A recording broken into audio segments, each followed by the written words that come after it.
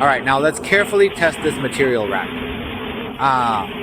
This component right here is the sensor, this is also the sensor, and this one here is the proximity switch. When the rack reaches this point, it will stop automatically.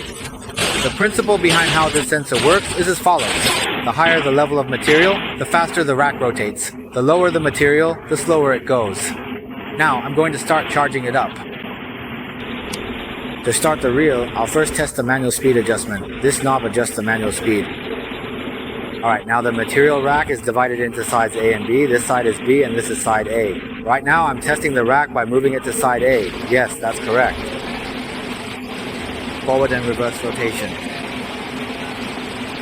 Alright, this is the forward and reverse rotation of the material rack. Now I'll switch to side B and test the forward and reverse rotation there. Okay, this is the B side. Alright, the manual controls on both sides are working properly. Now I'll switch back to side A, and here I'll set it to automatic.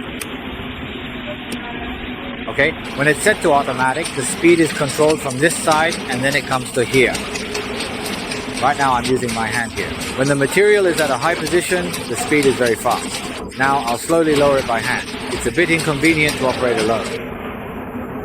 This here is a sensor, like an infrared sensor. It can detect things. The lower your hand is here, the slower it goes over there. See? It's really slow. It's so slow. Now I'm slowly raising my hand, raising it higher and higher.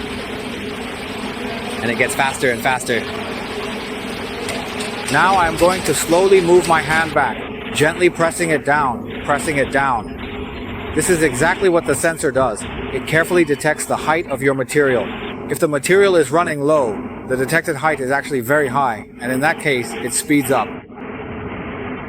When you add more material and the height drops, it gradually slows down, and the speed decreases bit by bit. Once your material gets really low, it slows down a lot, becoming very slow. That's the function of the sensor. And these two widths here are for the width of the material you feed it.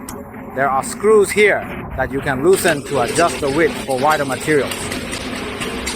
This is the sensor.